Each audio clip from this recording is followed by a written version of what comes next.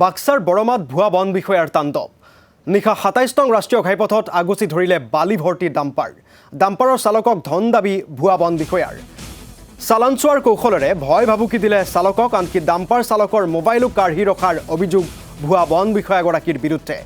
ইতিমধ্যে আৰক্ষীৰ জালত পৰিছে ভুৱা বন বিষয়া অজয় বৈশ্য জানিব পৰা মতে অজয় বৈশ্য হৈছে এগৰাকী বালি মাফিয়া বাক্সাত অবৈধ শিল বালি খননৰ অভিযোগ ভুৱা বন বিষয়া অজয় বৈশ্যৰ বিৰুদ্ধে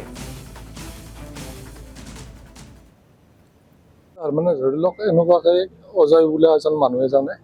ফৰেষ্টাৰ বুলি কৈ কিনে আপোনাৰ গাড়ী ধৰি ৰাখে এৰে আগতে আমাৰ গাড়ী এখন ধৰিছিল ধৰি কিনে চালান থকা চালান নাই বুলি কয় ডুপ্লিকেট চালান বুলি কৈ কিনে ফৰেষ্টাৰক মাতি কিনে গাড়ীখন আমাৰ জমা দিছে অলৰেডি আমাৰ চালান আছিলে গাড়ীত চালান দেখিছোঁ সিহঁতে নামানে চালানখন ডুপ্লিকেট বুলি কয় তাৰপিছত আপোনাৰ কালি যোৱা ৰাতি